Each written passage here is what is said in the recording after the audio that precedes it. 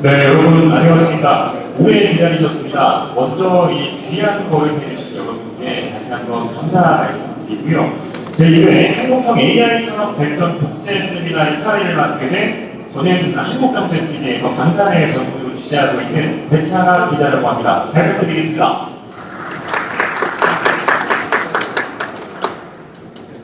네, 올해 처음으로 진행되는 한국형 AI 산업발전 세미나는 국방과 또 산업계 주요 관계자들이 한국형 인공지능이라는 AI 기술을 미래 유모인 복합체계에서 어떻게 적용할 수 있는 방안을 논의하고 업계 간의 기술 교류와 융합을 통해 군사 AI군의 국제 협력을 증진하기 위한 행사입니다.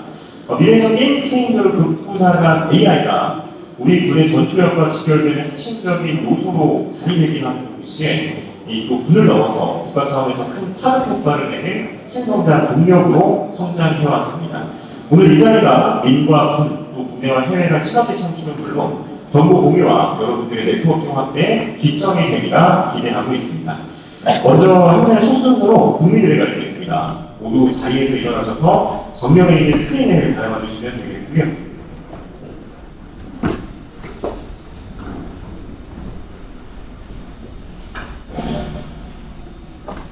국회에 대하여 경례.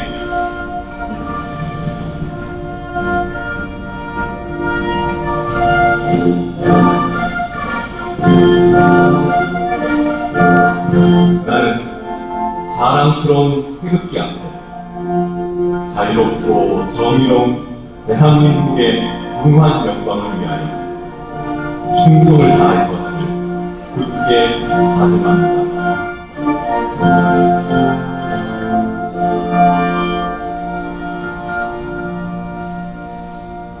바로 애국가를 생략하도록 하겠습니다. 모두 자리에 다시 희석해 주시면 감사하겠습니다. 네, 이어서는 오늘 행사를 준비해 주신 대순군 한국국방MICE연구원장님께서 간단하게 여러분들에게 인사 말씀 전하도록 하겠습니다. 여러분 큰 박수 부탁드리겠습니다.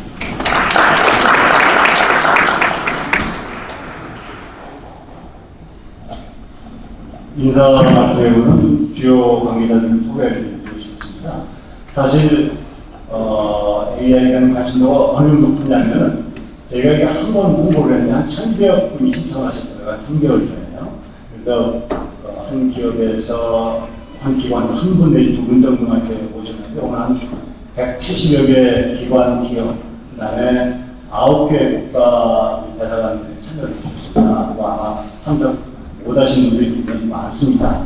사실 이제 이 미래 먹거리가 AI라는 것을 여러분들의 관심 때문에 더욱더 돋보이고 있는데 앞으로 민, 관, 군이 좀 협업해서 특히 아시다시피 2020년도에 세계 4대 방산 강국으로 올라치면 결국 민간군이 협업을 해야 되고 우리가 갖고 있는 시스템, 플랫폼에 AI라는 것이 방식할 수밖에 없는 그런 상황입니다.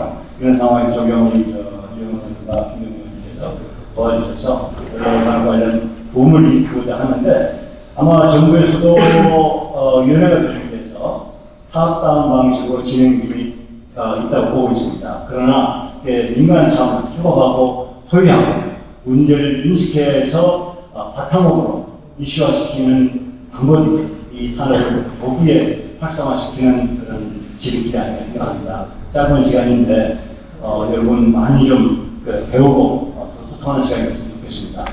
간략하게 좀 나중에 인사하신 분 계시겠지만서도 소개를 드리면 우리 김용홍 국방MICE연구원 회장 참석하셨습니다.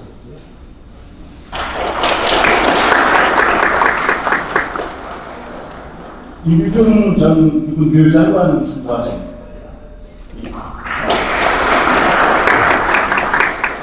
유연관 하나 에어로 우리 부사장을 참석하셨습니다.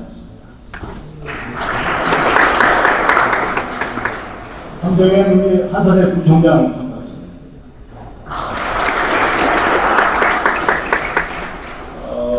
김주현 민군협력진흥원장 참석하셨습니다.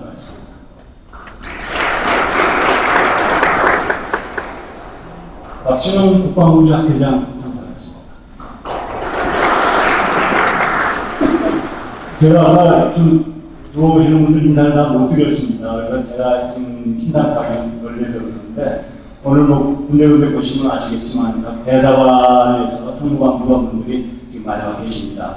굉장히 우리 K방사에 관심 많고, 어떻게 AI에 관련해서 이분들이 협력하고자 하는 이 POC들 많이 하고 계십니다. 쉬는 시간에 많이 소통하시고, 오늘 여러분들 도움이 되는 시간이 됐으면 좋겠습니다. 반갑습니다. 감사합니다.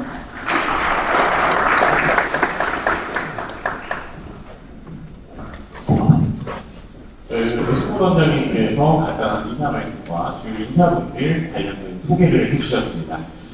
이어서는 이제 저희 오늘 행사를 주최해 주신 의원님이시죠. 오늘 직접 또 자리를 변경해 주신 국회 국방위원회 소속 유영원 국민의힘 의원님의 환영사가 있겠습니다. 의원님을 무대로 모시겠습니다.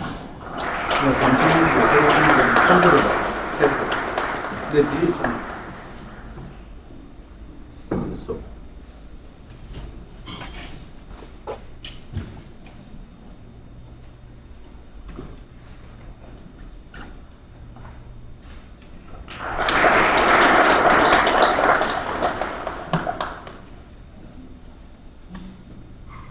안녕하세요. 유영훈입니다. 우선 이렇게 오늘 훌륭한 세미나를 함께 개최해주실 기회를 주신 존경하는 우리 김영웅 우리 한국 마이스연구원 회장님, 배석 원장님께 감사의 말씀을 드립니다. 제가 김병주 의원님께 제안을 드렸더니 이 안보 특히 AI는 여해가 없다고 흔쾌히 같이 하겠다고 허락을 해주셨는데, 아시다시피 지금 국정감사 기간입니다. 저도 사실은 오늘 방산업체 현장 점검을 있는 중입니다. 하나 에어로스페이스로 내려갔어야 되는데 하나 에어로에 찍힐 가족을 하고 여기 왔습니다. 저자도 와야 될 것 같아서. 그리고 한자에 계신 우리 김성원 의원님께서도 적극적으로 공감하시면서 같이 하자고 꼭 오시겠다고 했는데 한자에도 국가면선이 겹쳐서 못 오시게 됐다고 저한테 양해 말씀을 구하셨습니다. 오늘 그리고 굉장히 바쁘신 일정인데 우리 강한석 방위사업 차장님 지난주에 특선한과 폴란드 산을 다녀오시고 정말 요즘 동해 번쩍 세 번째 정말 바쁘신데 이렇게 잘해주셔서 감사하고요.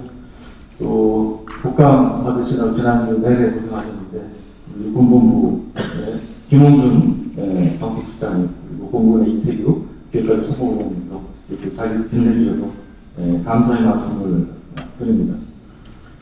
오늘 세미나는 인공지능을 중심으로 우리 국방과 방산이 나아가야 할 방향을 함께 모색하는 매우 뜻깊은 자리라고 생각합니다. 이제 국방력의 경쟁력은 단순한 무게 성능이 아니고 AI에 깔린 플랫폼을 얼마나 신뢰성 있게 구축하느냐에 달려있다고 봅니다. AI와 소프트웨어가 하드웨어를 통제하는 플랫폼 중심의 K방산 생태계로 전환을 해야 미래전장의 주도권을 확보할 수 있습니다. 이 부분은 여러분들께서 훨씬 저보다 잘 아시리라 생각합니다. 최근 우크라이나 양상 중에서 보듯이 드론대 대드론 전장은 이미 현실이 되고 있습니다. 우크라이나에서는 하루 수백 대의 드론이 공격과 방어에 투입이 되고 북한도 무인기 침투 정찰 능력을 교속도로 확산시키고 있습니다. 이번에 북한 전령식에 유견장 이스라엘 하복달군 드론을 시전 이동식 발사 차량이 처음으로 등장을 했는데 이제 북한의 군지 드론 공격이 단순한 우려에 그치는 것이 아니고 현실이 되고 있음을 저는 잘 보여준다고 합니다. 아시다시피 드론은 이제 보조 전력이 아니고 전장의 판도를 바꾸는 게임처럼 체인저로 자리를 잡고 있습니다.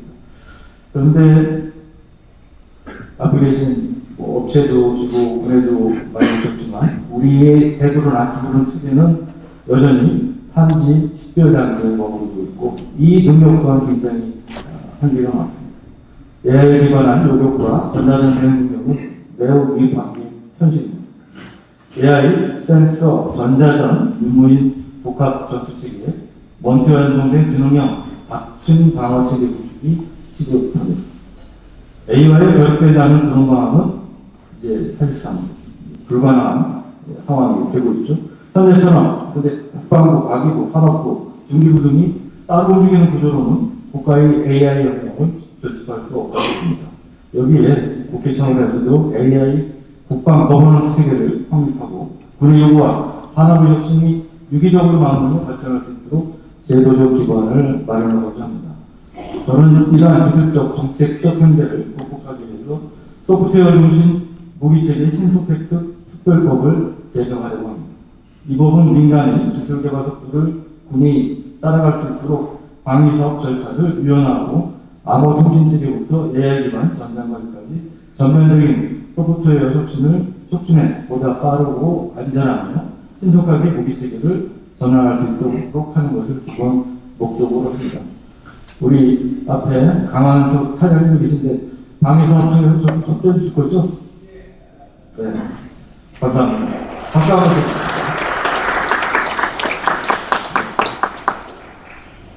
국방과 기술이 빠르게 진화하는 만큼 우리 민간 기술을 안전하고 신속히 흡수 활용할 수 있도록 제도적 문턱을 낮추는 것이야말로 진정한 안보 혁신이라고 합니다. 제가 지난달 말에 워싱턴에 가서 하나가 인사 필리저도 가보고 요즘 화두가 되고 있는 제드시티라는 게 있죠. 합동 전형형 지휘통신 체계 이 관련된 미군 주도의 다국적 훈련을 참관하고 했는데 그중에 인상적이었던 것 중에 하나가 미군들이 형성하는 갤럭시 포마이스 갤럭시 택티컬 군용 버전을 많이 쓰고 있습니다. 드론 조종하고 쓰고 있는데 보니까 현재 미군뿐 아니고 나토, 이스라엘, 심지어 이제 일본 자위대까지 쓴다는 거예요. 우리 정작 우리 한국은 못 쓰고 있는 게 현재. 이 또한 여러 가지 법제가 미비되어 있기 때문에 정말 어이없는 현실인데요. 그런 점에서 저도 아주 경각심을 갖고 국회에서 개선을 위해 최선을 다하겠습니다. 감사합니다.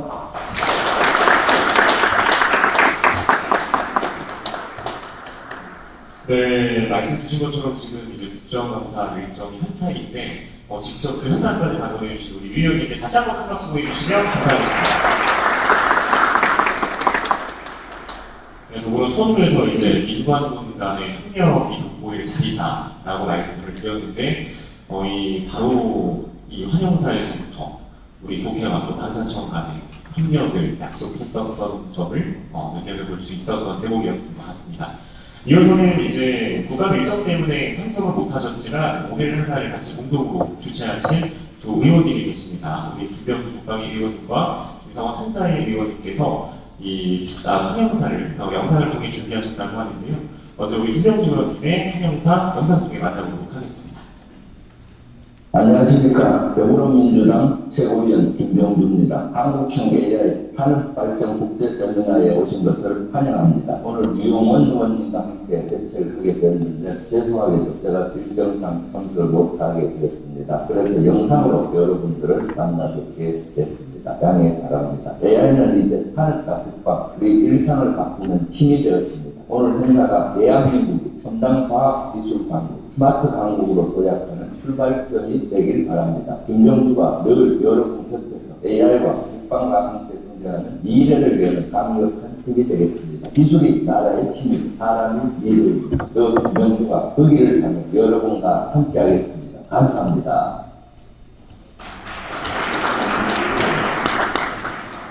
네, 오전 이른 시간부터 이제 시차를 가진 걸로 알고 있는데요. 이어서 이제 김성원 의원의 축사 영상을 통해 만나보도록 하겠습니다.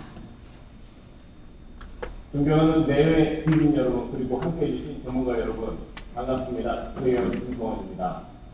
오늘 한국형 AI 산업발전 국제세미나 개최를 진심으로 축하드립니다. AI는 이제 전장에서 그리고 산업의 현장에서 속도와 정확성 그리고 판단력을 좌우하는 국가 경쟁력의 핵심 기술입니다. 군의 작전 효율과 방위 산업의 첨단화를 이끌 한국형 AI 기술 생태계 구축이 지금 우리에게 주어진 시대적 과제입니다. 오늘 세미나에서 논의될 지혜와 통찰이 국방과 산업이 함께 성장하는 회의 방산의 미래 그리고 대한민국 AI 기술권 확보로 이어지기를 기대합니다. 저도 국회에서 AI 방산 산업의 제도적 기반을 가지고 발전할 수 있도록 정책적 입하층을 아끼지 않겠습니다. AI가 강한 안보를 만들고 기술이 대한민국의 미래를 여는 시대, 오늘의 세미나가 그 첫걸음이 되기를 진심으로 소망합니다. 감사합니다.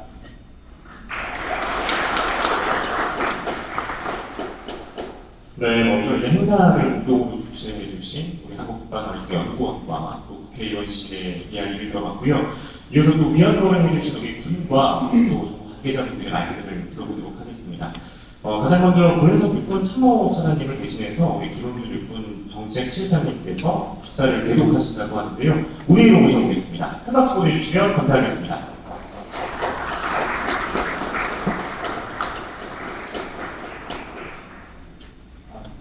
대독인 줄 알았으면 제가 오면서 펜핑을 치지 않았습니다. 네, 대독은 아니고요. 제가 제 인사 말씀으로 가름하겠습니다. 저는 육군 정책실장 김문준 소장입니다. 오늘 뜻깊은 행사를 만들어주신 의원 현장 참석해 주셔서 감사드리고 김병주, 김상원 의원님께서 감사드립니다. 아울러서 배순군 원장님, 김홍용 회장님, 예, 감사드립니다. 최근에 저희들 오늘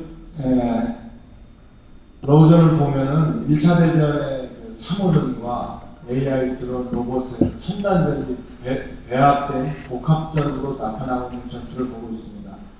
제가 이 전쟁의 교훈을 한마디로 정리를 어떻게 할까 고민하다가 물론 미군도 그렇게 하고 있지만 한마디로 정리가 된다 그러면 데이터 중심의 네트워크의 혁신이라고 한마디로 정의할 수 있습니다. 데이터 중심의 네트워크 혁신의 중심에 또 AI가 들어있습니다. 이 혁신을 전 세계 각군이 지금 경쟁적으로 하고 있는데 혁신의 성공 포인트 두 가지 정신은 저는 속도와 협업이라고 저는 생각합니다. 속도의 측면에서는 아까 원장님도 말씀하셨고 유영 의원님도 말씀하셨지만 다소 불안전하더라도 업체에서 만든 시제를 우리 육군 첨단 현장에서 쓰면서 그 개선점을 여러분들에게 드리고 싶습니다. 그래서 지금 육군은 아미타이거 전투실험부대 두 군데하고 추가로 어떤 첨단 전력이 만들어지면 그것을 바로 전투실험에 사용할 수 있는 부대를 지금 지정을 검토를 하고 있습니다. 이게 바로 바텀업식의 혁신 추진력이고 아까 유영원 의원님이 말씀해 주신 첨단 과학기술을 가기 위해서 우리 나라의 규제, 법, 제도, 개정 이 소요가 너무나 많습니다. 이것을 예산까지 해서 탑다운으로 국회, 정부 그리고 육군이 노력을 하면 각군이 노력을 하면 이 속도의 문제는 해결이 될 것이라고 생각이 됩니다. 협업은 지금 저희들이 여러 가지가 있는데 한 가지를 얘기하면 AI 관련해서는 민간의 첨단 기술을 스피닝하고 우리 군의 방대한 데이터를 거기다 집어넣을 수 있는 디지털 AI 혁신 거점을 만들려고 지금 국방부하고 협의하고 있습니다. 아마 육군은 현재까지 판교하고 대전에 거점을 만들어서 육군의 장점이 아까 사람이라고 말씀하셨는데 AI 인력에 관련해서 양성을 하면 그 인력을 투입을 하고 우리 데이터를 넣어서 같이 협업을 한다 그러면 이 소위 우리 군인들이 얘기하는 데이터 중심의 네트워크 혁신이 이루어질 것이라고 저는 확신합니다. 이 데이터 중심의 네트워크 혁신이 이루어진다 그러면 저희 육군에서 지금까지 계속 꿈을 꾸고 있는 아미타이거의 기동화에 얹혀서 네트워크화, 지능화가 완성이 된다 그러면 육군이 아주 첨단 강군으로 거듭날 것이라고 저는 확신합니다. 모쪼록 오늘 세미나를 준비해 주신 분들께 감사드리고 우리 육군은 군사혁신을 통해서 국방개혁을 통해서 국가 안보와 경제에 기여하려고 최선을 다하고 있습니다. 많이 응원해 주십시오. 신뢰받는 육군으로 거듭나겠습니다. 감사합니다.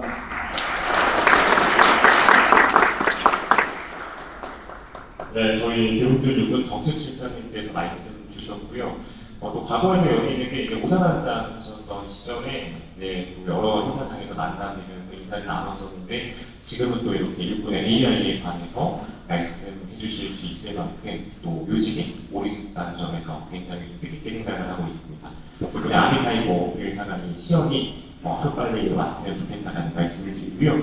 이어서는 이제 박대학 공군군 참모차장님을 대신해서 이태규 공군 기참 부장님께서 무대 위에서 축사를 진행해 주시도록 하겠습니다. 여러분 다시 한번 한 박수 보내주시면 감사하겠습니다.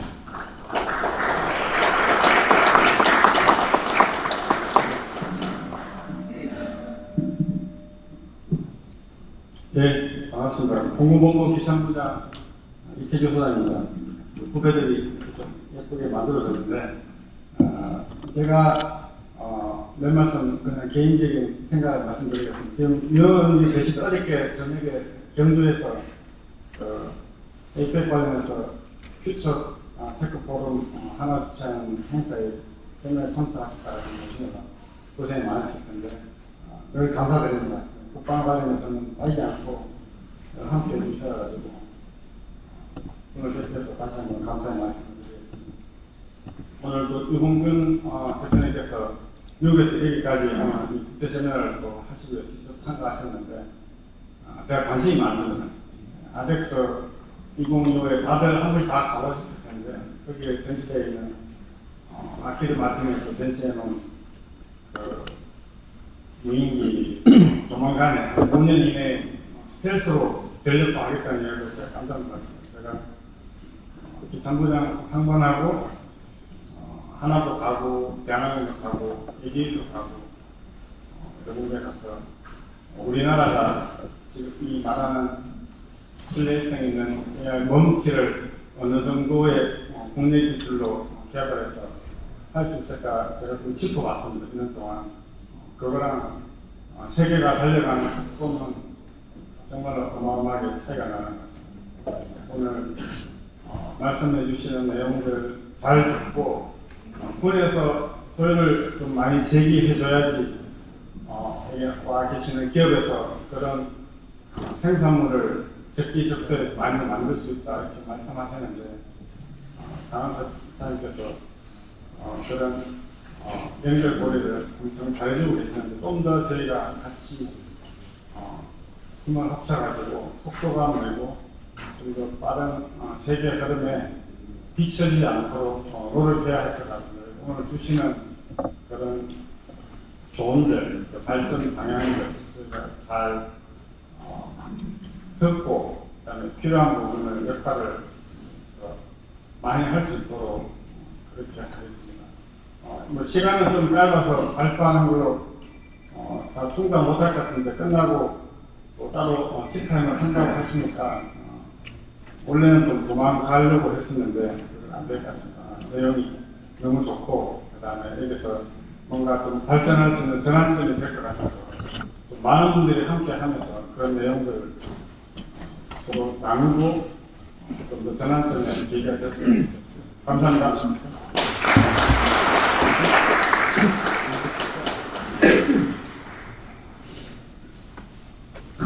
네, 솔직한 말씀까지 해주셨는데 우리 자리에 계신 분들께서 끝까지 자리를 지키시는지 한 번씩 또 봐주시면 좋을 것 같습니다. 네, 이제 또 오늘 벌써 이제 무대에서 여러 차례 언급이 되셨습니다. 저희 이제 강환석 단위사무소 차장님께서 끝으로 축사를 해주시겠습니다. 우리 강 차장님 무대로 모시겠습니다. 한 박수 보내주시면 감사하겠습니다.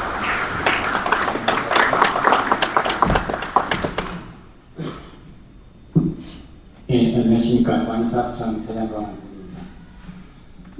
우선 여러분이 많이 알고 계신 이야기로 좀 시작을 하겠습니다. 우리는 과거 IMF 사태 겪으면서도 IT 산업에 집중적으로 투자를 해서 IT 강국이 됐습니다. 반면 그 당시 일본은 정밀 제조 강국이었죠. 근데 이제 그런데 하드웨어 틀 속에서 이제 혁신을 하려고 했으나 실패했고 세계적인 기술 발전 트렌드에 비추게 됐습니다. 알다시피 이제는 AI입니다. 이미 이제 시작이 됐습니다. 특히 무엇보다도 이제 다국을 전장 환경에서 AI 기반으로 한 그 멈티 체계는 국방력의 핵심이 이제 될 것입니다. 따라서 우리는 그 앞서도 이제 여러분들이 좀 언급을 했습니다만 그 소요 기획에서부터 뭐 시험 평가, 사업 관리, 계약 이르기까지 그 획득 전반에 걸친 제도 핵심이 좀 필요합니다. 특히 이제 AI가 그 실제 작전 환경에서 안정적으로 이제 작동될 수 있도록 실정 중심의 획득 체계를 강화해야 됩니다. 그 좀 전에 아까 이제 이제 세미나 시작 전에 이제 육군의 주요 인사분들하고 얘기했는데 현장에서는 그 실정 중심에 있는 테스트베드 역할을 충분히 할 준비도 되어 있는데 아직 뭐 예산이나 우리 시스템이 그걸 좀 못 받쳐주고 있어서 많이 아쉬웠습니다. 더불어 이제 개방형 그 혁신 생태계도 이제 조성을 당연히 해야 됩니다. 그 민간의 혁신 기술과 그 국방의 실전 경험이 유기적으로 아마 결합이 되면 그 AI 기반 이 체계의 신뢰성이 훨씬 높아질 것이라고 생각합니다. 오늘 이 자리를 통해서 국내 전문가 분들이 그 신뢰성 AI 기준을 함께 만들어가고 한국 경범지 체계의 발전을 가속화할 수 있기를 바랍니다. 그런 의미에서 사실 누구보다도 국방 AI의 어떤 중요성을 깊이 이해하고 이번 세미나를 실질적으로 이제 준비해 주신 유영원 위원님과 그 마이스 연구원에 감사드리고 또 함께 공동 주최해 주신 그 김병주 위원님과 김천원 위원님께도 감사히 말씀을 드리면서 축사를 마무리하겠습니다. 고맙습니다.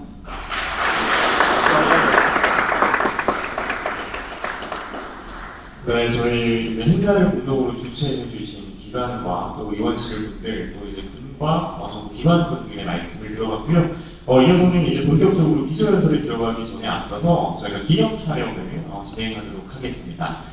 대상에 계시는 이제 VIP분들께서는 무대 위로 올라주시면 되겠고요. 주요는 이제 또 이제 저희 마이스연구원 쪽에서 진행해 주시도록 하겠습니다. 무대 위로 올라주시면 감사하겠습니다.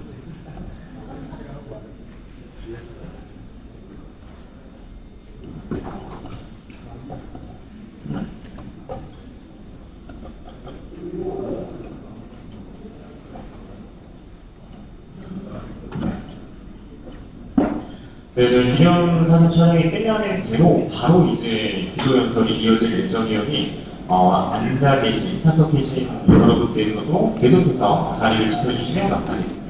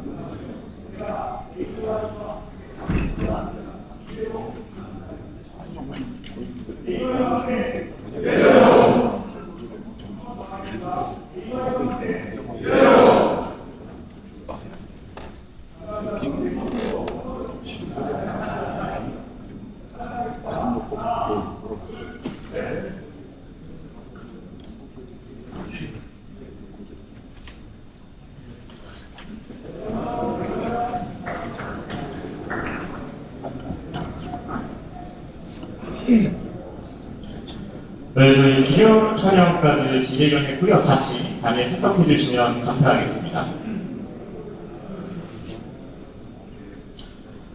네, 여론사의 진행을 봤는데 이렇게 기념사진 촬영에 대한 디렉션이 명확하셔서 가장 짧은 시간 안에 좀 많은 좋은 사진들을 찍었다라고 생각이 들고요. 이어지는 기조연설은요, 이제 연사가 30분씩 진행될 예정이고 두 분께서 말씀을 해주실 예정입니다. 먼저 처음으로 진행되는 세션 같은 경우에는 이 오프라인 현장에서 진행될 예정이고, 또 두 번째 세션 같은 경우에는 저희가 온라인상 현지에서 이제 연결이 돼서 진행될 예정입니다. 먼저 글로벌 자율주행 1위 스타트업도 기업 가치만 이제 20조 원에 육박하는 미국 어플라이드 인큐베이션의 제이슨 브라운 간사총괄의 기조연설이 있을 텐데요. 제이슨 브라운은 미 공군 정보명과 지휘관 출신이고, 또 국방 인공지능 전략가로 과거에 이제 공군의 국가안보부 리더를 거쳐서 현재 어플라이드 인큐베이션의 국방 총괄로 활약하고 있는 인공지능과 또 국방 안보 분야의 전문가입니다. 그의 경력이 실제로 이제 미국에서도 실전적인 AI 응용 경험, 또 정보의 조달 설계, 클라우드 자율 시스템 통합 등에서의 차별화된 경쟁력으로 국방 AI 생태계 전반에서 남다른 리더십을 보여주고 있는데요.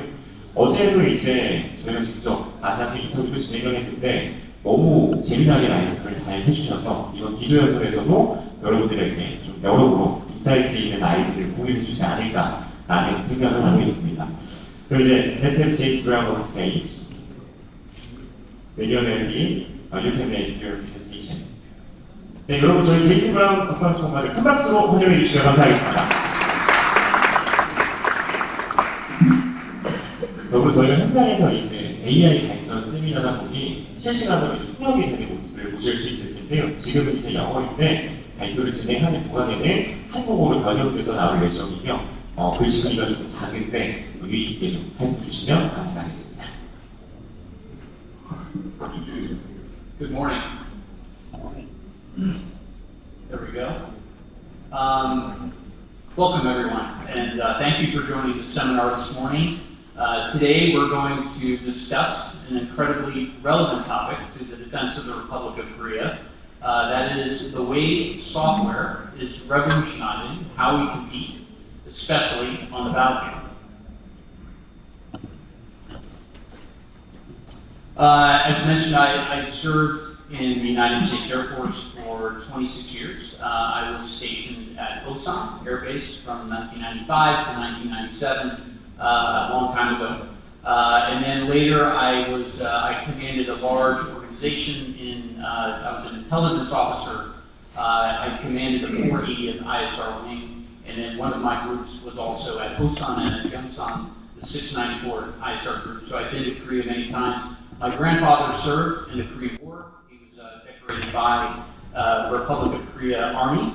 And so as you can imagine, the defense of the Republic of Korea is deeply personal to me. So during my career, both in and out of uniform, there's been an incredible evolution of defense technology. We are living through the most profound change right now. And that's not a hardware revolution, but a software-defined one. So where did this software-defined revolution begin? And so it began 10 years ago with Tesla's autopilot. If you can build that out. Thank you. Tesla's autopilot is an advanced, I'm sorry, go back one slide. There we go. Tesla's autopilot is an advanced driver-assisted system. When it was released more than 10 years ago, it was more than a product feature, it was a paradigm shift. So for the first time in the automotive industry, a car improved after it left the factory. So overnight software updates became synonymous with capability upgrades. So what was once a mechanical product became a living, evolving system. So everyone took notice, automakers, tech firms, our company was built off this idea of a software-defined system, and eventually the defense community, because this demonstrated that competitive advantage now resides in software and data, not hardware. Next slide, please. Okay, build that out. Over the past decade, the automotive industry quietly built what I would call a software-defined ecosystem. So companies like Tesla and Hyundai didn't just make better cars, they revolutionized how vehicles evolve. They pioneered a new kind of production model, one where software and data, not hardware, became the center of innovation. This innovation was not just related to software inside the vehicle, it is the ecosystem that drives how fleets of vehicles learn and update at scale. On the left, you see the old way of vehicle development. In that model, hardware and software were purchased together as closed boxes from suppliers.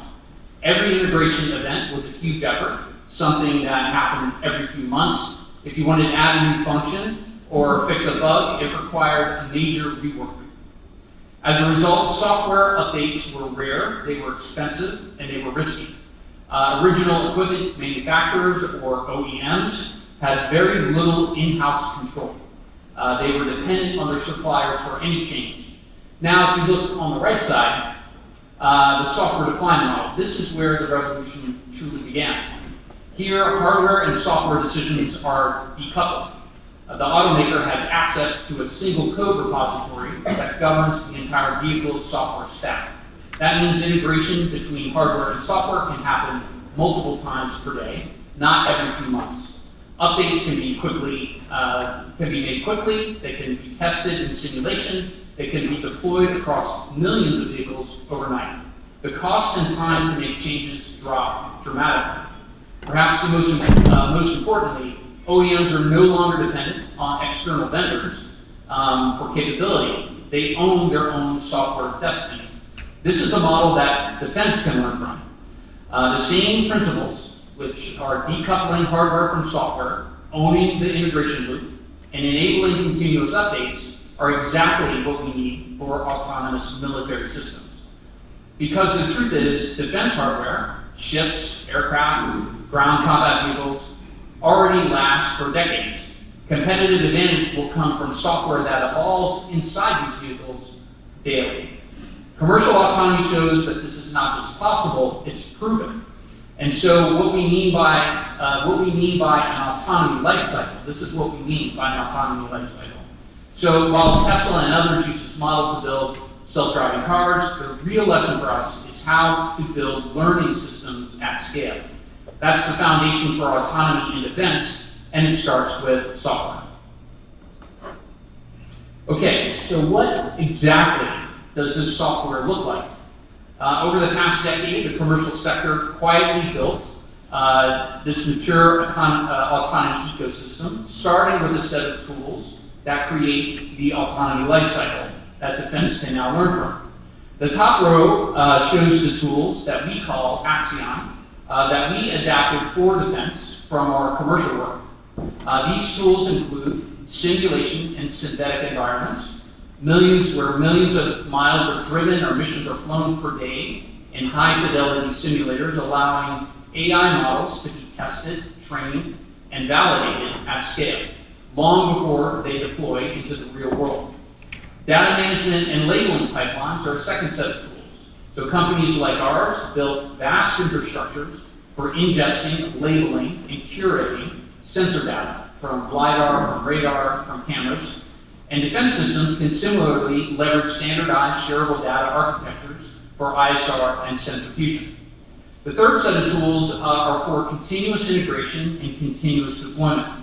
And so because software updates are no longer events, they are daily operations. This is what enables constant improvement and rapid field learning.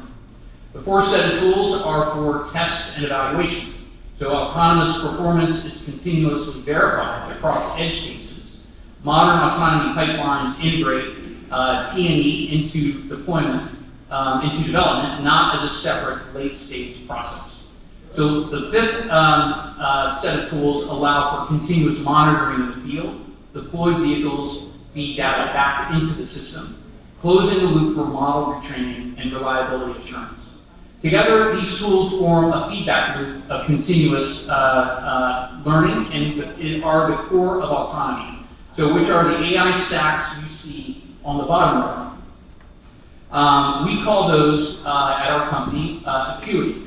So at its heart, AI is operating in real time, and defense applications mirror the same fundamental AI stack, which is around perception, planning, control, and communication. So in commercial settings, these stacks operate within one vehicle, but in defense, they must work across fleets, domains, and command structures. So let's talk a bit more about the differences between commercial and defense. So far we talked about how autonomy has been industrialized in the commercial world, but defense autonomy faces a very different set of challenges. This slide shows how those worlds diverge. So these are factors we considered when we built Axion and Acuity. When we look at the automotive industry and autonomy within the automotive industry, and on the defense side, side by side, we see two very different environments. So different in data, in infrastructure, and in operational constraints. In the commercial world, autonomy development happens in massive data centers. They're connected by fiber, powered by thousands of engineers. In defense, autonomy must work at the edge, offline, and without developers, and that's a big difference. So let's start with data. Companies like mine must produce or process petabytes of data for commercial autonomy.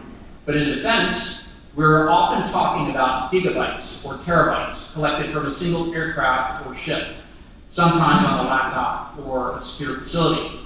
Commercial systems use dozens of sensors, radar, LiDAR, camera, while defense platforms may only have a single sensor or a small set, especially for low-cost, attritable systems. So the challenge isn't just developing autonomy, it's doing it with limited and irregular data. Next, the way models are tested and deployed is also different. Automotive autonomy runs on strict metrics, 99.9% precision, billions of edge cases, but in defense, sometimes 60% accuracy is enough if it helps the operator make a faster, better decision. We're not trying to make a car stay perfectly in its lane. We're trying to help a drone, a ship, or a robot navigate a dynamic battlefield with partial information. So defense models are designed for robustness and adaptability, not perfection. Automotive autonomy lives in a connected, cloud-based world, always online, always sending data back. Defense autonomy lives offline at the tactical edge in environments that are GPS denied, network constrained, and often adversarial.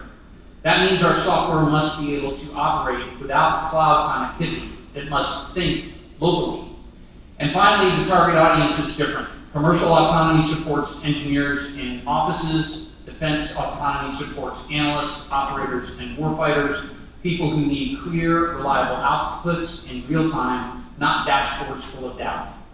So the lesson here is while commercial AI built the foundation for autonomy, defense must adapt it for a world where latency kills, connectivity is uncertain, and human lives depend on trust and clarity. Our systems must be rugged, modular, and self-sufficient.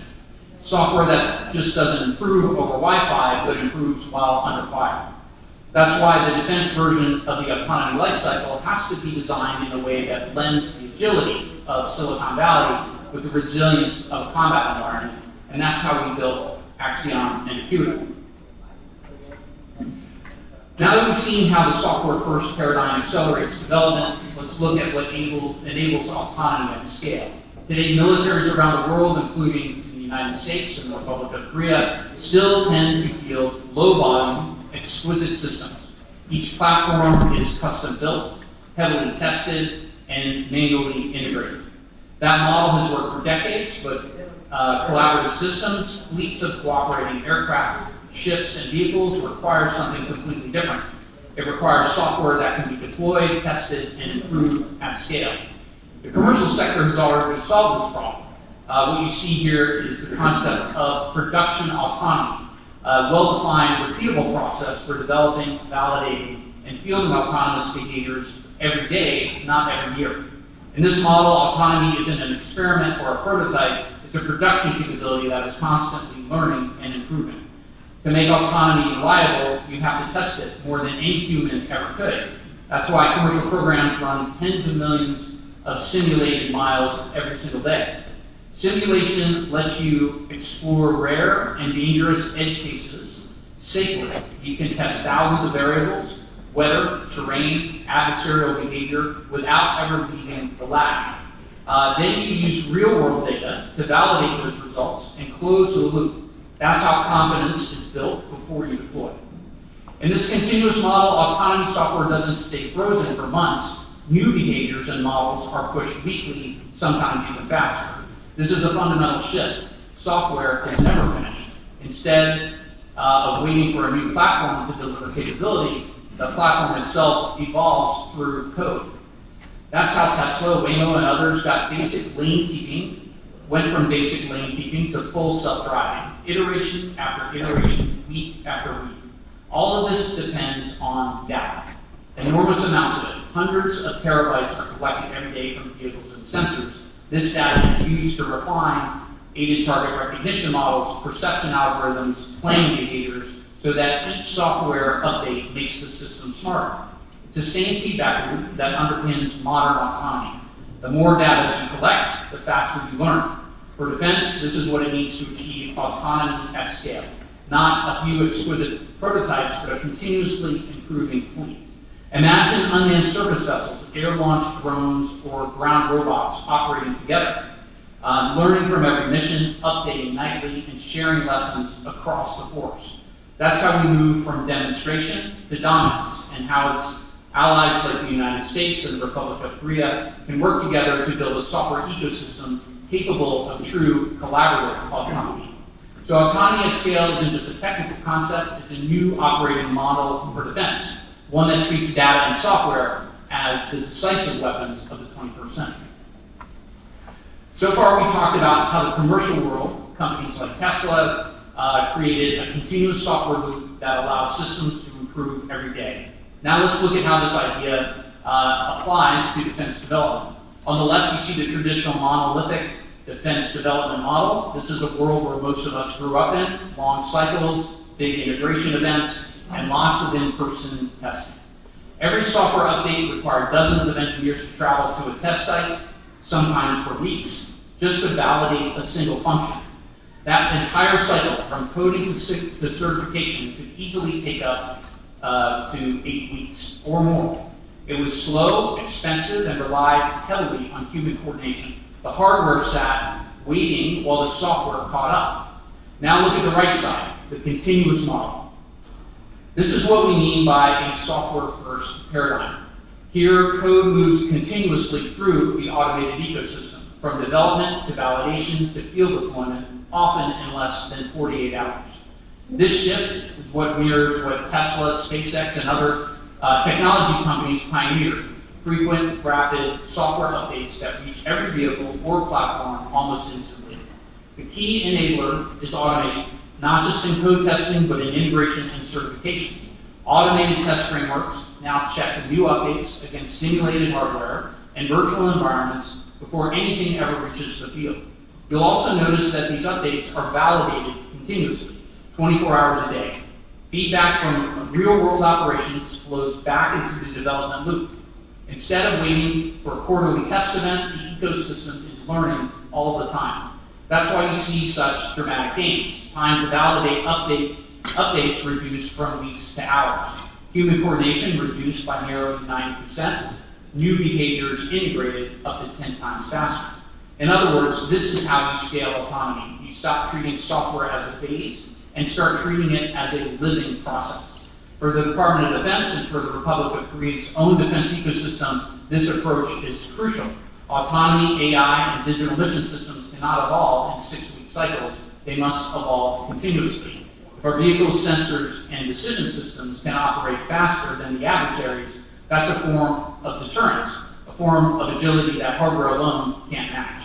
This is the essence of a software-defined revolution, the ability to deliver capability at the speed of relevance. So the question isn't whether we can build better hardware. We've been doing that for decades. The question is whether we can build a digital ecosystem that allows our systems to learn and improve every single day. So now that we've looked at how the commercial world created this software-defined revolution and how it's transforming autonomy and how defense can adopt those same ideas, let's close by talking about why this matters, the real value of software-defined systems for defense. A software-first approach doesn't just change how we build systems, it changes who benefits from them. So both the integrators, whether that's an OEM or a defense organization, and the end users, the soldiers, the sailors, the airmen, the Marines, so how did they benefit? So first is cost reduction and simplification. When you centralize compute and decouple hardware from software, you can achieve up to a 10-fold reduction in hardware complexity and integration costs. Instead of redesigning physical components, we simply push new software to existing hardware. That's faster, cheaper, and easier to sustain. The second benefit is modularity. A software-defined architecture abstracts away the specifics of each piece of hardware. That means you can swap components, sensors, processors, or radios, without rewriting the entire code base. In the military context, that's critical. It means that we can upgrade sensors or payloads rapidly across fleets, without re-qualifying the entire system. The third benefit is capability updates. With software-defined vehicle updates, they don't stop at the user interface, they reach deep into the system themselves.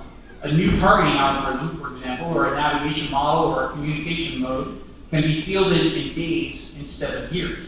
This gives our forces the ability the adversary can't easily match, which is the power to evolve faster than they can respond. The fourth benefit is performance. Simplified, centralized software architectures allow for better provisioning of compute resources across the platform. That means more reliable performance and better management in the field, even with power and bandwidth constraints. And then the fifth is trust. So AI is only valuable as the trust the operators place in it. Continuous updates allow us to push safer, better, trusted models to the field as soon as they're ready, without waiting for the next hardware cycle. That ongoing involvement builds confidence because operators see the system is learning and adapting and improving over time. And finally, man-unmanned team. So software-defined systems allow us to test complex human-machines interactions repeatedly in simulations, in labs, and in the field without disrupting real operations. That's how we make mixed teams of humans and machines not just interoperable, but truly collaborative. So when we talk about a software-defined revolution, that's what it means. Lower costs and faster iteration, modular upgradable systems, continuous capability growth, human-machine trust at the core. And so this is how we make autonomy sustainable, how we ensure we retain competitive advantage, not by building bigger systems, but by building smarter ones. Thank you very much. 감사합니다.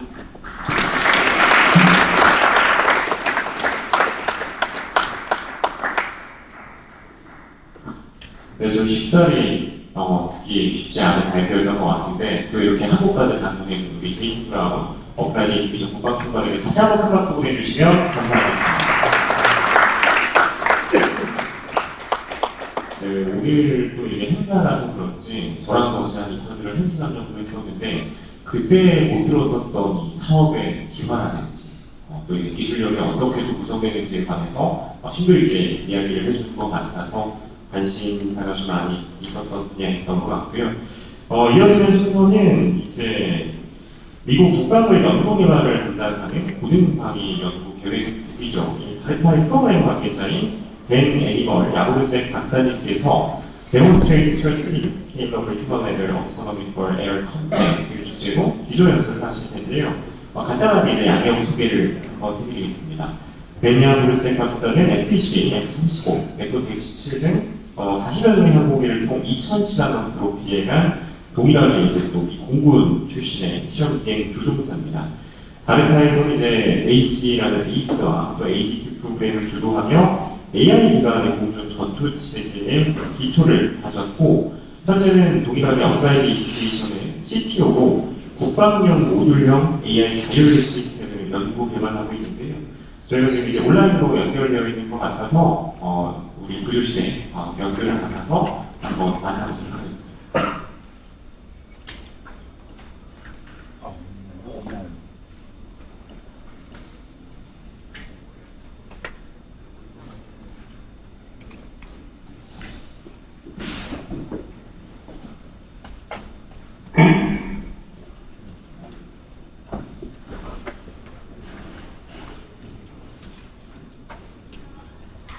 Okay, sorry about that. And first off, my name is Dan Sporsic. I go by Hamill. And I was a previous program manager at DARPA. In fact, if it's possible to mute your link there, that might help me not have feedback. Anyway,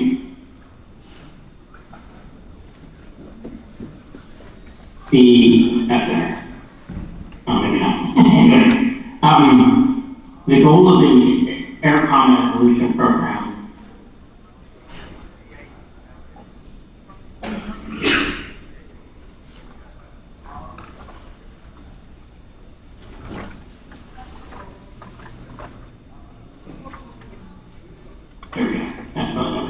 Hi, I'm Dan Dorsey.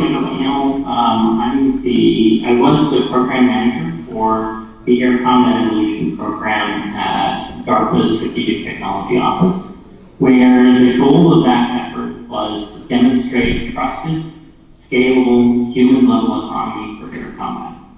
My apologies, I wasn't able to join you all in person there, but I've been watching on YouTube, and it looks like you all are having a fantastic time.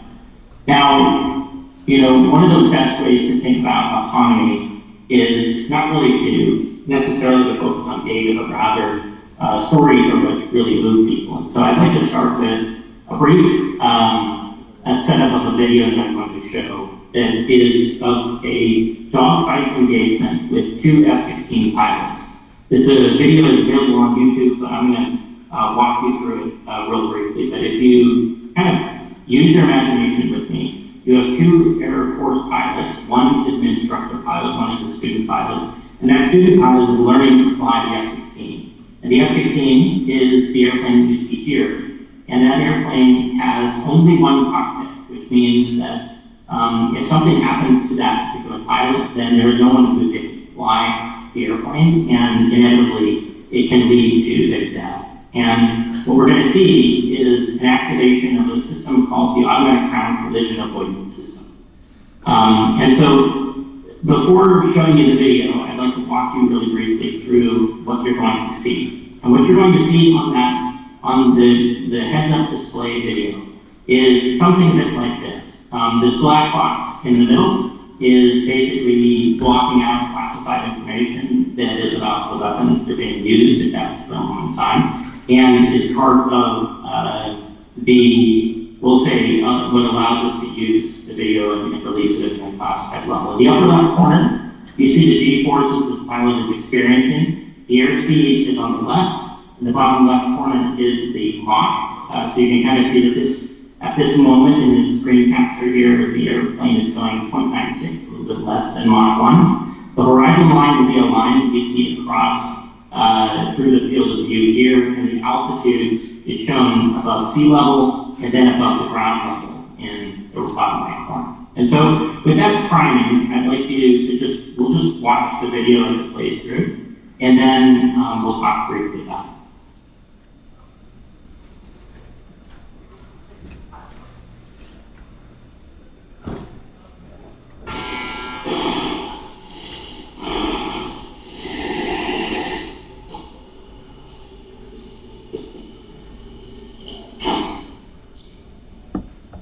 At this point, the student pilot is currently pulling 7.8 Gs. You'll see it max out at 8.2 Gs in a level turn, so they're pulling along the horizon line, and they are at 0.98 Mach at 17,000 feet.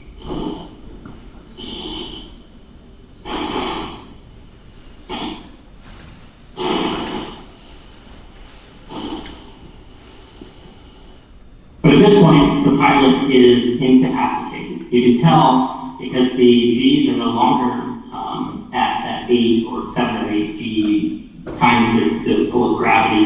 The airplane has accelerated nose down, 50 degrees nose down, and it's gone supersonic. It's over 1.2 Mach, 1.2 Mach, and it's basically pointed straight at the ground. And the pilot has passed out. And if you didn't have an automatic system to take over, this pilot would be it's basically as good as dead.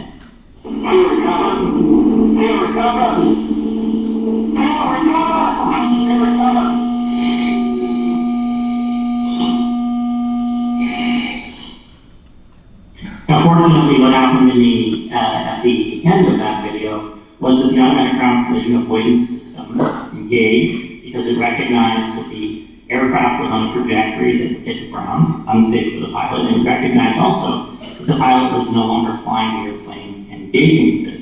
And so that automatic ground collision avoidance system took over. The pilot was able to recover and return home safely to their family. The way that we build trust in this automatic ground collision avoidance system is actually from tests like these ones here, and that's what this video is about to show.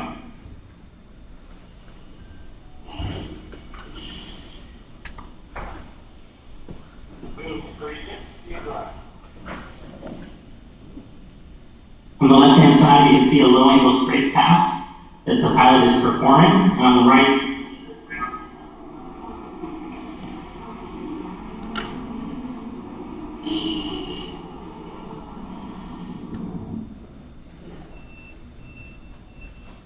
in each of these cases, one of the things we find is that the automatic ground collision avoidance system actually was not technologically a limitation. In fact, we could have done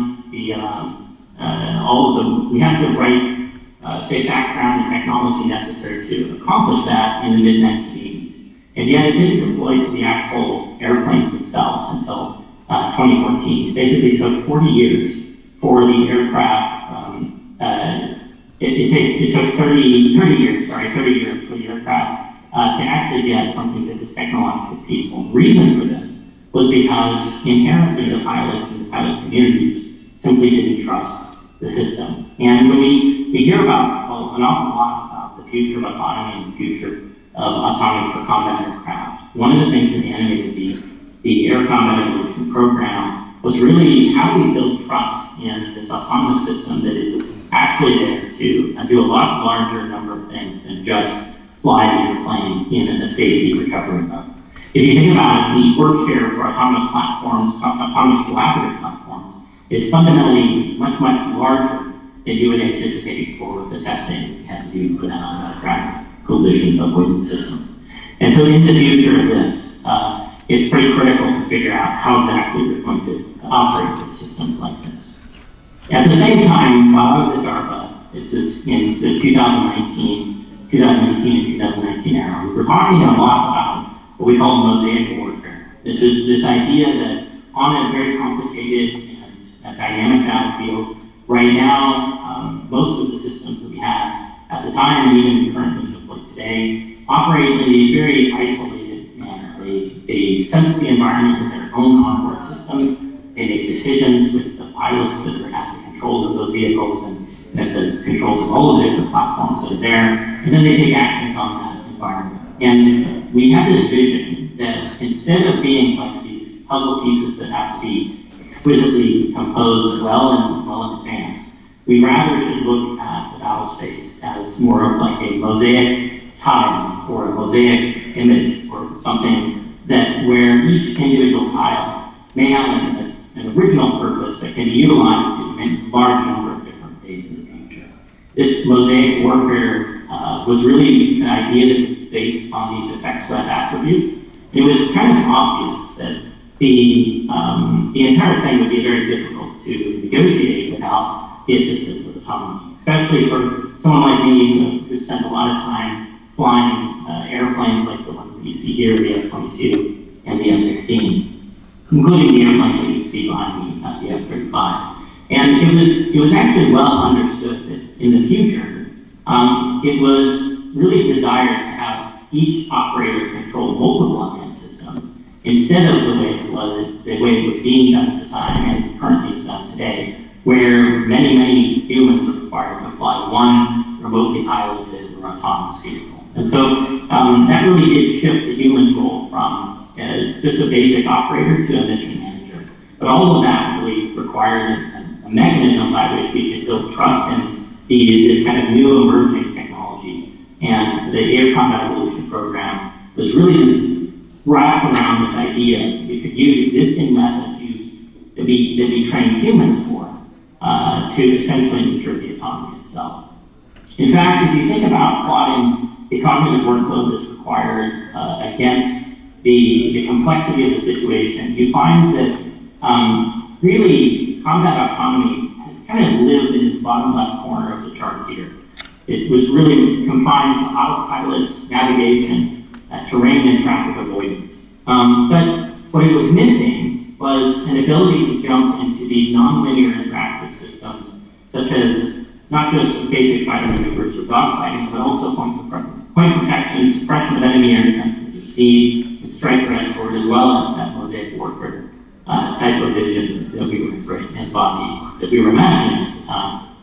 And so, in the ACE program, the Air Combat Evolution program, we really found that idea of dogfighting two airplanes was actually a fantastic crucible to jump across this divide and really unstick combat autonomy from the limitations of what we had seen before and allow it to get into these very dynamic and adaptive environments that we anticipate as actually needed for combat situations. And so the fundamental goal was to build and maintain the custody of trust in these autonomous systems through increasingly realistic experimentation. The program was fundamentally broken into these kind of two different layers. There was a lower level of performance that started at that basic aircraft maneuver level. It expanded into those individual tactical behaviors, which is that 1v1 dogfighting that Hollywood and Top Gun have made popular. Expanding that into these team tactical behaviors of two aircraft fighting against one or two versus two, and eventually getting into these multi-aircraft operational behaviors and heterogeneous multi-aircraft strategic behaviors that are associated with mosaic warfare. The vision really was that once we build, and as we build, custody of trust in using an autonomous system that way, the necessary loop that would be formed there would be extremely beneficial to the warfighter, the taxpayer, and ultimately to our allied allies. So the method that was approached, the approach that was taken in ACE, the Air Combat Evolution Program, was to start with modeling and simulation. So we'll talk a little bit about that. The original vision was to then move into commercial unmanned aerial vehicles and eventually deploy to combat aircraft. And so yeah, let's talk a little bit about the first version of that. That's the Alpha Dogfight trials. And so under the Alpha Dogfight portion of the program, the goal was really to advance combat autonomy through this essentially competition. Using competition is always been a good way to both motivate pilots as well as bring out the best in a lot of folks. And so the Alpha Dogfight program is really designed to use the dogfighting challenge or crucible to really increase performance and trust in AI algorithms in the same way that we use that dogfighting to, I would say, advance the performance and trust in human pilots and human wing. In fact, this was building upon a long legacy of gaming and using gaming in increasingly complicated games of strategy. And in the case of our timeline through Alpha Dogfight, we really are building upon the shoulders of giants such as the 1997 IBM Deep Blue, AlphaGo in 2016. If you're familiar with real-time strategy games and the application of artificial intelligence to that, in fact, there's a terrific documentary on both of those, AlphaGo and on the AlphaStar, and the artificial game with the Dota OpenAI 5. But ultimately, all of that was framing for what we thought was the next step in this evolution, and that was to apply Alpha Dogfight or artificial intelligence machine learning to the dogfighting challenge problem.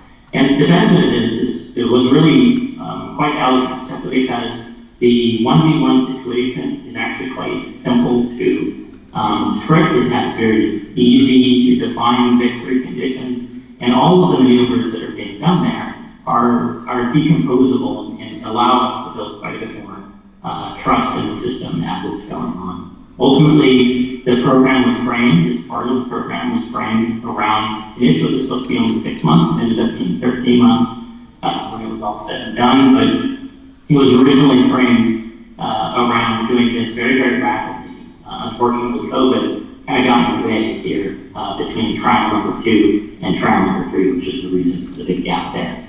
We really brought 8 different performer teams. SourceTech Physics AI, Georgia Tech, Perspecta, Heron Systems, Lockheed Martin, Aurora, and FSI, that was acquired by Applied Intuition last year. And all of those teams got a chance to compete against these pre-planned government-provided artificial intelligence agents, each other, and ultimately the human pilots that were at the very end of the entire video. And I encourage you, if you have an opportunity or desire to find out more about that, there's a very long video on YouTube that talks more about the alpha oxide trials. Probably the important takeaway is that coming out of the alpha oxide trials and out of the air combat evolution program, it really spawned the maneuver and the deployment into live tactical platforms, both via Vista. This is the X-62 aircraft that flew the Secretary of the Air Force last year, and which will be coming up, the Venom AFT. These are modified F-16s to do more of this kind of work that you can find plenty of information on in the open source on Google.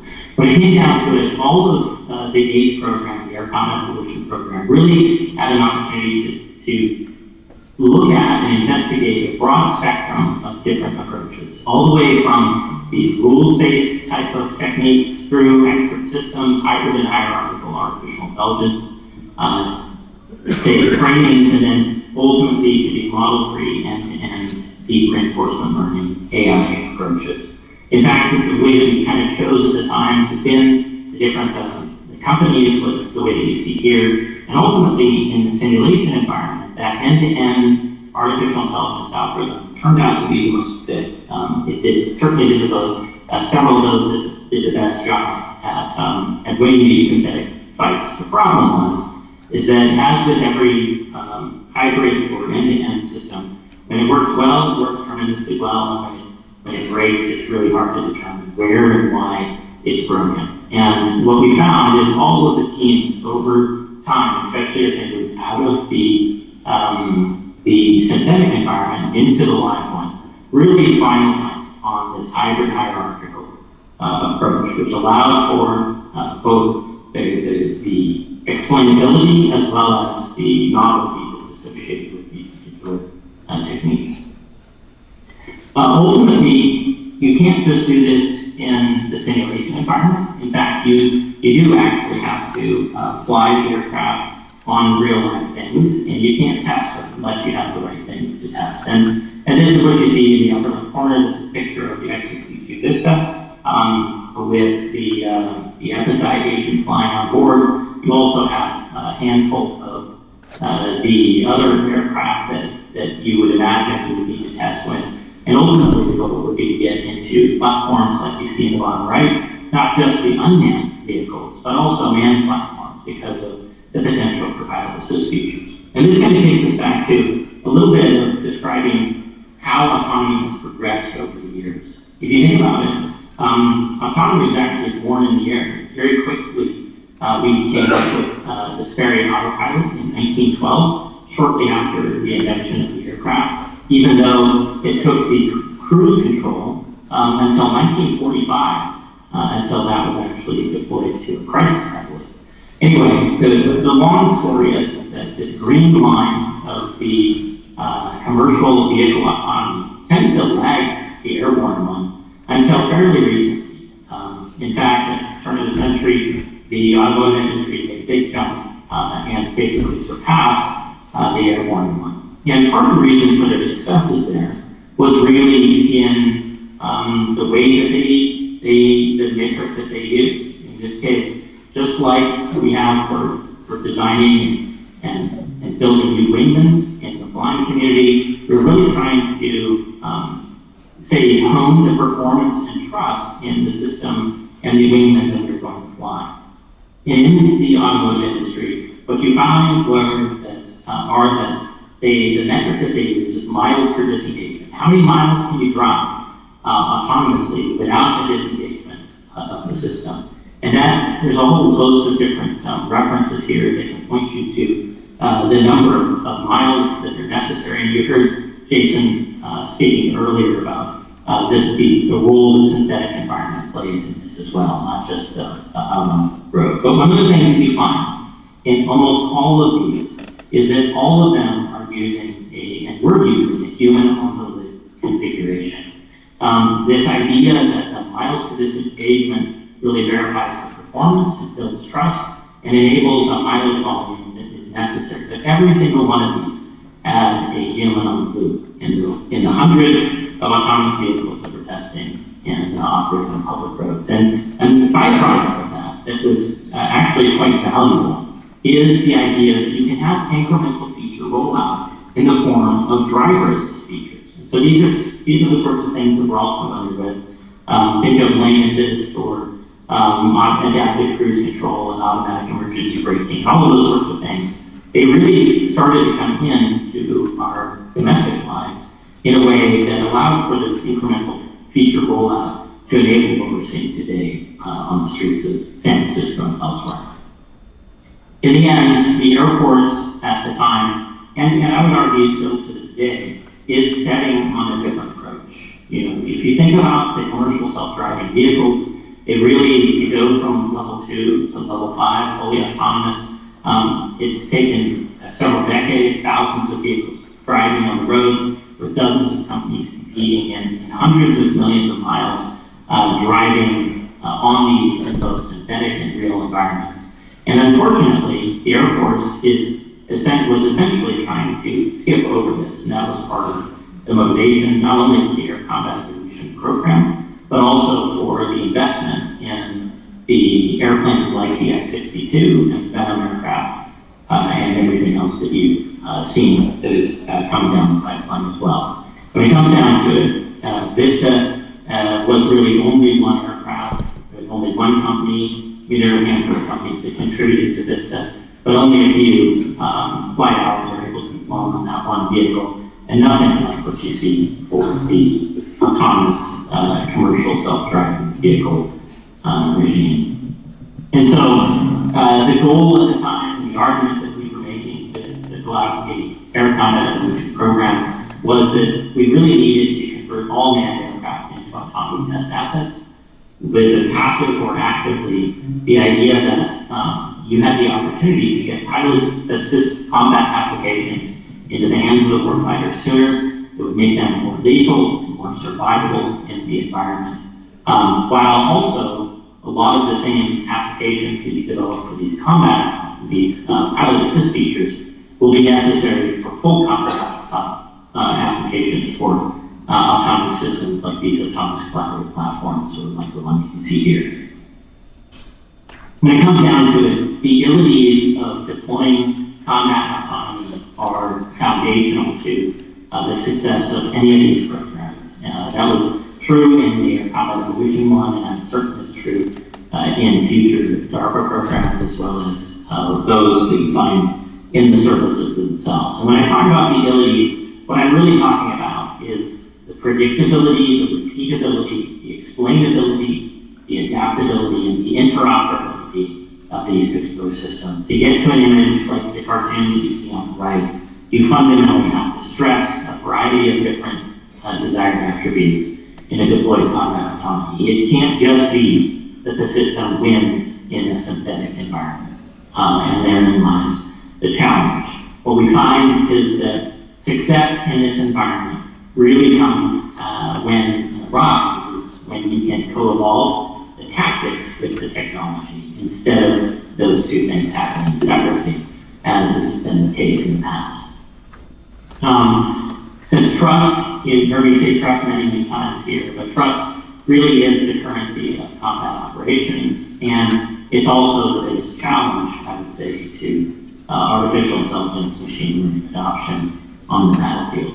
And so the Air Combat Evolution Program was really designed to provide an advanced autonomy. It was designed to augment the warfighter and not replace them, and making it so that the youngest lieutenant can be augmented with artificial intelligence machine learning and make them better than the decades that are required to create a graduate of the fighter weapons school, which is what this patch is here.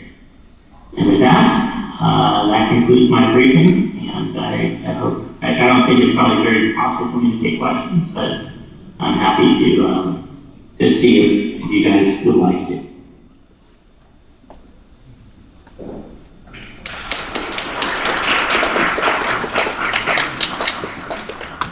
네, 이제 온라인으로 진행되는 만큼 저희가 이제 오프라인 대화는 다르게 이번 뒷순서에 있는 기조연설은 실시간으로 저희가 질의응답을 받고자 합니다. 현장에서 질문 있으시면 손들어 주시면 저희 이제 사이트도 주시지만 현재 오프라인 인포메이션과 같이 인상돼 있죠. 우리 위로들 대표님께서 직접 설명을 해주신다고 하니 궁금하신 거 있으신 분들이 편하게 질문해 주시면 감사하겠습니다.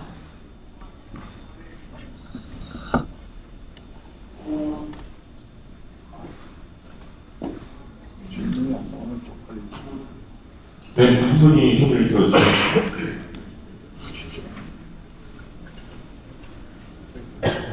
네, 저는 더불어민주당에서 국방부특별위 성국장하고 김민정입니다. 그 질문은 지금 현재 이런 다양한 좀 AI에 대한 컨셉을 말해줬는데 이 중에서 미국 측이 한국의 군대와 한국의 연합작전을 위해서 좀 이 부분에 대해서는 개설 개발이 좀 필요하다, 아니면 진행 중인 것 중에서 구체적으로 하나만 알려줄 수 있을까요?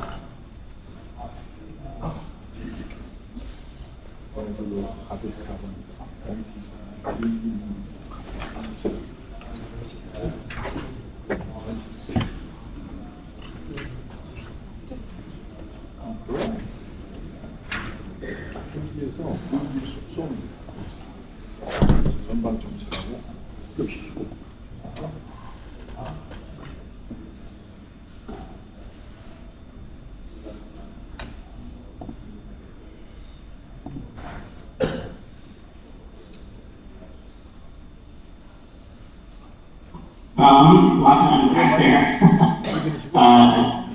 I think ultimately one of the things that we find is that the U.S. government can be a little bit prickly around ITAR and EAR 99.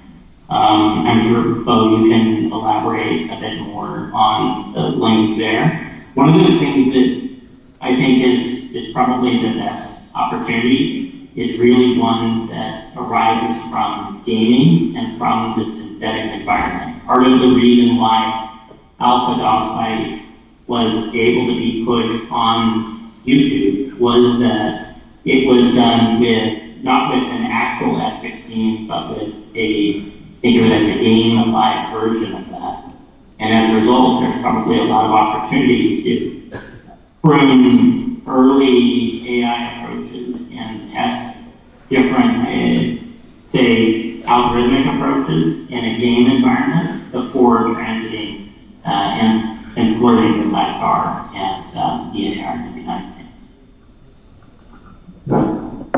대답을 아마 제대로 매치가 안 될 것 같습니다만 일단 수초가 그런 것 때문에 자세한 얘기는 못 드리고요. 다만 이제 비디오 게임 인바이러먼트에서 할 수 있는 것들, 가상환경에서 할 수 있는 것들에 대해서 분들은 워낙에 이제 커머셜 파트가 되게 세기 때문에 그런 쪽에서의 협력을 통해서 좀 구체적인 방법이 디스커스 될 수 있을 것 같고요. 아마 오후에 주제를 표하실 때 또 제가 좀 더 논의를 하겠습니다만은 아마 정성 교수님하고 주제를 하시는 분들이 하는 AI를 얘기하면서 조금 더 그 분야는 터치할 거 있을 것 같습니다. 그래서 그 질문에 대한 대답은 여기까지만 드릴 수 있을 것 같습니다.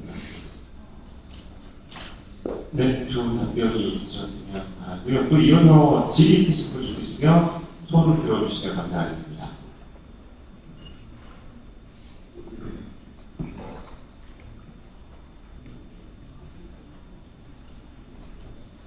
발표가 너무 훌륭해서 그런 건지 아니면 조금 쑥스러운 마음이 있으면서 그런 건지 싶은데 굉장히 좀 모시 있게 우리 다른 나라에서 이제 프로그램까지 다 총괄하셨던 분이니까 궁금하신 거 있으시면 편하게 여쭤보시면 좋을 것 같습니다.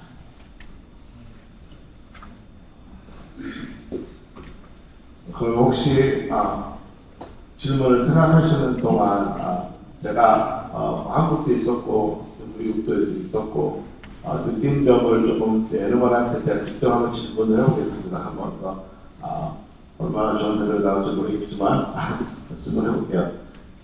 Anyone can hear me? I can, yeah. So I think one of the interests in the Korean defense community here is a strong desire to have that test bed. Obviously, we were very fortunate to have the visa, and the AI is now progressing to Vietnam, and of course, Valkyrie has served a lot, fully advanced in it. So, if you can comment on from the human machine teaming standpoint, the two things: how critical this test bed and the test, the prototypes have been, number one, and what you see the biggest challenge from simulation or synthetic environment to the real system. Obviously, you have oversaw and seen all the visa thing, and you are in charge of a lot of things. So I think along those lines, I think that some of the people here will appreciate it. So, but let me translate my own question in Korean first, right? And then I'll let you answer that. 그래서 제가 질문한 게 이제 뭐였냐면요, 미국에서 이제 당연히 뭐 발카리도 있고, 비싸도 있고, 그리고 이제 베놈이라는 F-16을 이제 만들고 있고, 그런 것들을 이용해서 상당히 다양한 인덱스한 테스트를 합니다. 지난 7월에 이제 공군 랩에서 발표했던 F-15와 F-16과 발카리의 팀밍이라든가 상당히 많은 리얼 테스트를 했는데, 아직 한국은 그런 테스트 배지 아직은 있지 않고, 그런 상태에서 제가 일반한테 물어본 것은 시뮬레이션 인바이러먼트에서 개발하는 것들이 이제 리얼로 올 때 아직 플랫폼이 일단 존재하지 않은 상태에서 어떤 어드바이스가 있고 우리 정책을 하시는 분들께서 어떤 것들을 좀 생각을 해야 되는지에 대해서 일단 질문을 해봤습니다. 여러분, over to you. Yeah. So I'm going to start by sharing a slide that was part of the presentation that I gave, and that is I'd like you to focus on this right-hand side here, and that is in answering how important this is. You want to get as realistic as you can with the end implementation, but this intermediate step in the commercial UAVs is actually quite important. And the reason why that's a possibility is that it allows you to jump from the synthetic environment into the real one. And what we find often, at least from my time at DARPA, was a lot of the systems on the synthetic side tended to overfit to the synthetic environment. And jumping into even something smaller, like a commercial UAV, can be quite helpful. You don't necessarily have to always jump straight to the combat aircraft. Okay, thank you. So 아마 들으셨겠지만 커머셜 플랫폼들을 잘 이용하면 실질적인 플랫폼이 약간 AI가 연결되는 플랫폼이 없더라도 많은 레슨을 배울 수 있다고 답변을 해주셨고요. And on that note, how do you see the trust and centurion effort be really pronounced in this difficult to accomplish environment for the live infrastructure? Can you just comment on that one now?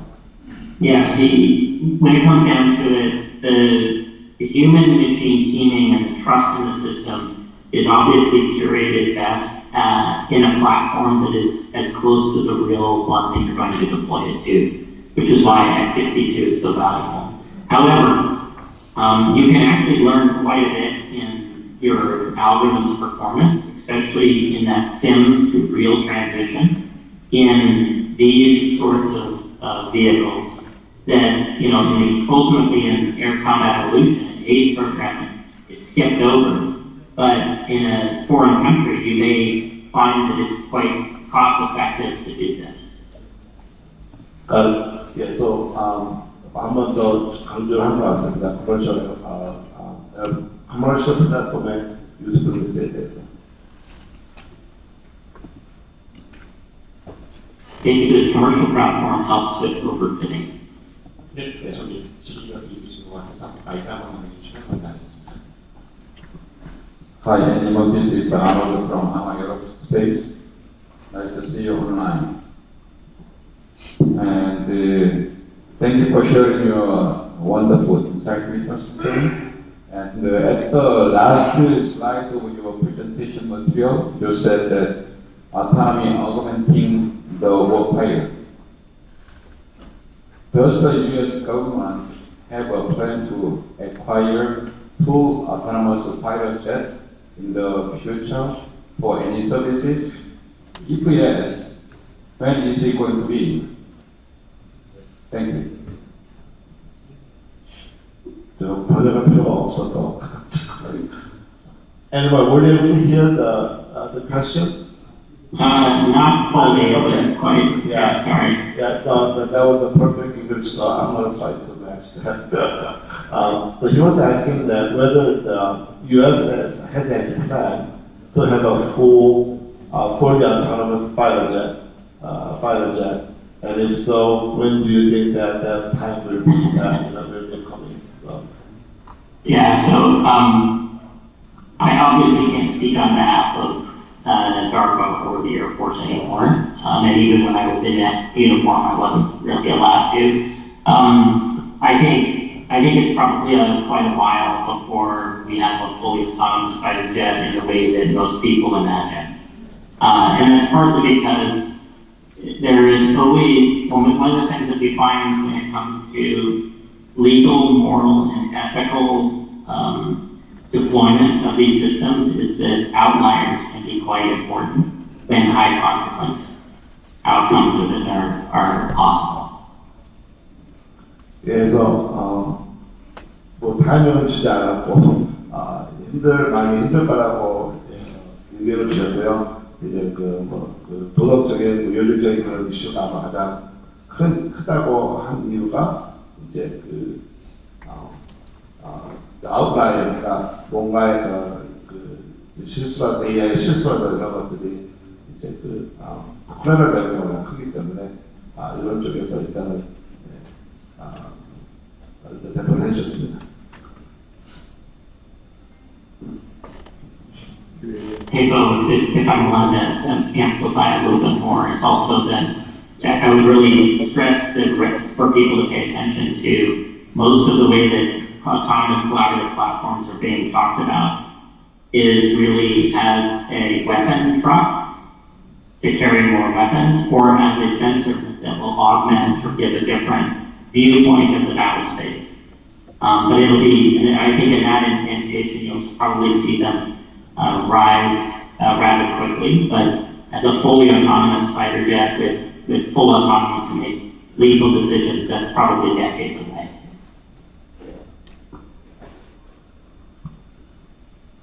그러니까 F-35 같은 그런 파이터 제시한 풀리 autonomous 하고 스스로 이제 킬 디시전 같은 걸 하기에는 많은 세월이 걸려야 될 거라고 얘기를 했습니다. 다만 이제 센서와 웨폰과 휴먼 어시스턴으로 해서는 많은 분들 아시다시피 당연히 중요한 일을 할 거라고 좀 더 그 역할을 강조를 하시네요. 네, 질의 주시면 감사하겠습니다. 네, 감사합니다. 저는 한국국제세미나연구원의 김경재입니다. 영어가 부족해서 좀 통역을 부탁드리겠습니다. AI가 발달할수록 전파, 소위 GIS, GPS가 같이 같이 형성해야 됩니다. 그런데 가장 중요한 것은 전파 GPS 관련해서 굉장히 중요하다고 생각하는데, 현재 그 방해물질, 소위 제빙이라든지, 그 다음에 미건, 그 다음에 또 스코핑, 그런 관련에 대해서 미국하고 한국의 차이점이 뭔지, 그 다음에 어느 정도의 미국은 그에 대해서 우리 한국에게 어떤 전달할 수 있는 그런 체계가 있는지 좀 여쭈고 싶습니다. 네. 질문이 GPS 데나이어, GPS 제밍의 전파 방해 교란, 제빙이랄지, 이건이랄지, 스코핑이랄지 어떤 세 가지 어떤 시스템에 대해서 한국하고 미국하고 차이점이 뭔지, 그 다음에 우리가 과연 미국에서 더 배울 수 있는 것이 뭔지, 시스템이 뭔지, 그걸 좀 알고 싶다는 얘기입니다. 네, 알겠습니다. So the question has to do with the fact that the RF interference, GPS jamming, spoofing, all those have obviously tremendous impact on the urban autonomy. So the question here has to do with, number one, do you see the difference in terms of the GPS jamming and spoofing between US and Korea? So number one, I will check. And number two, are you aware of any policy or the action where US will support allies like Korea in supporting the mitigation of those the spoofing or the jamming? Yeah. Okay. No. I think I understand where you're going.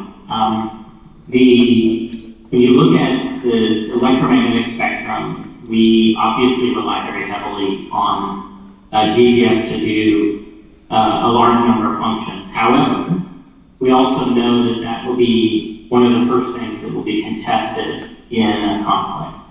And so part of the reason why we want autonomy and human level autonomy in these systems is to be able to counter precisely that.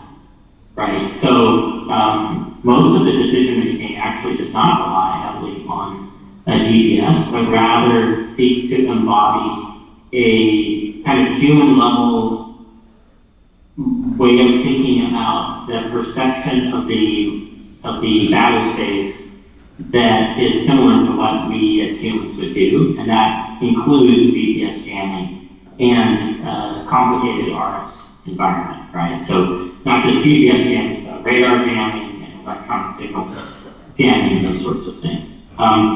And when it comes down to policies for supporting allied forces, absolutely, I think America is committed to sharing as much of that as they can. Normally that happens through foreign military sales, though, where the government kind of brokers how much we are able to share with regard to these very kind of sensitive topics that are ITAR protected. 예, 그 메인 콜라보레이션은 일단 폴리메트리 세일 같은 걸 통해서 실질적인 기술이나 솔루션이 들어오는 거고요.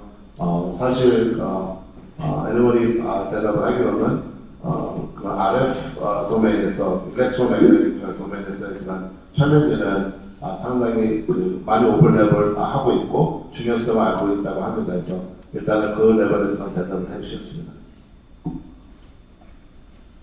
네, 거의 마지막 정도 될 것 같은데. 임 박사님 여기. 네.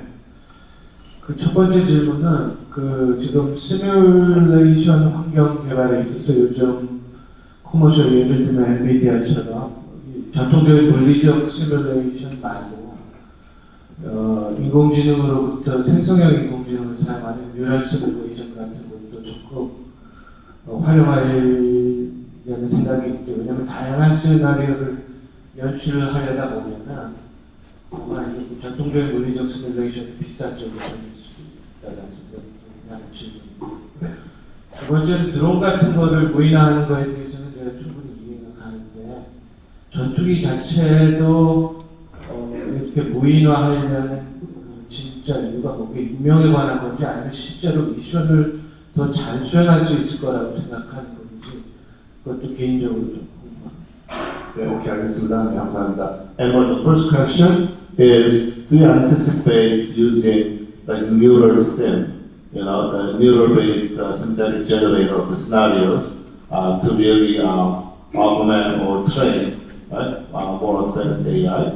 That's the first question. The second question is, can you explain why a manned fighter jet, right, needs to be autonomous for what purpose?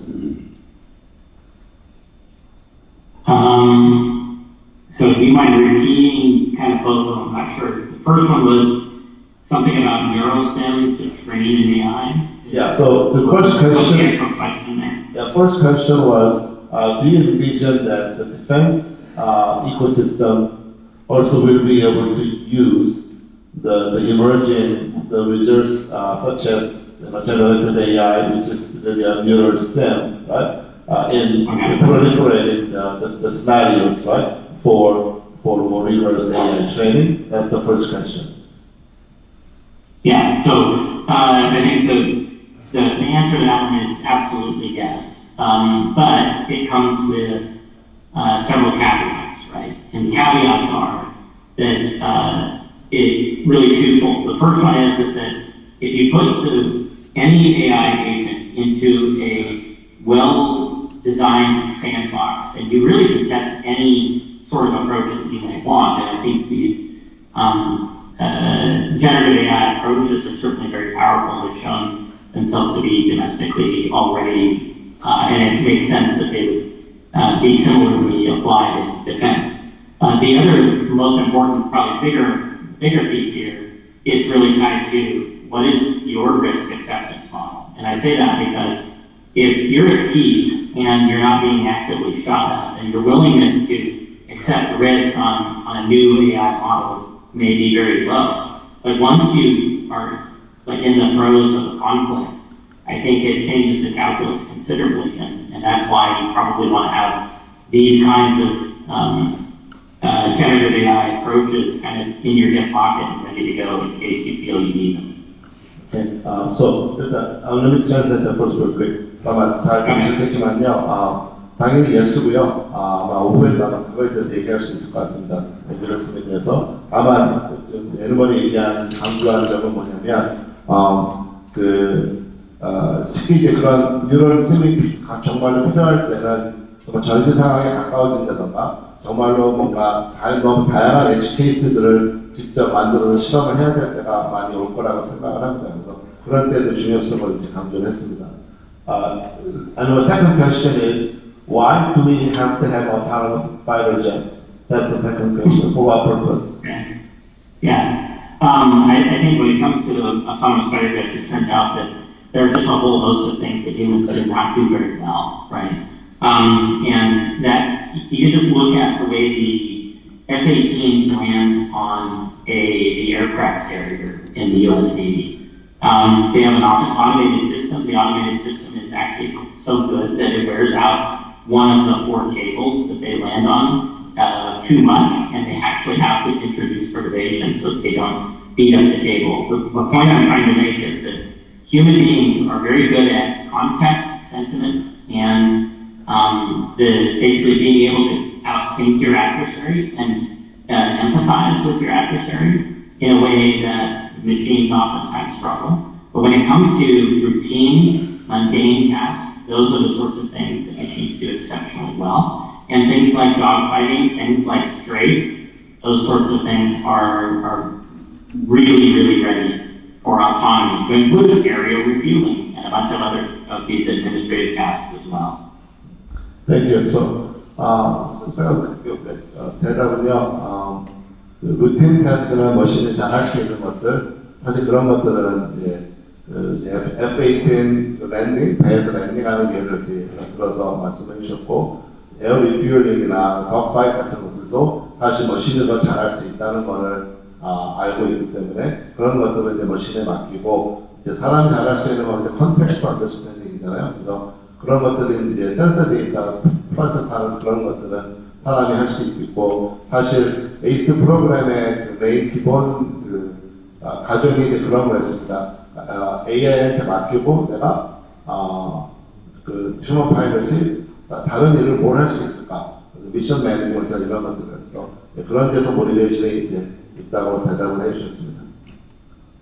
Yeah, and if you can add the way that we see, at least on the U.S. side, the way that we see a fighter jet being used in the future is more as a battle commander or a quarterback, not as a routine fight shooter or a routine sensor.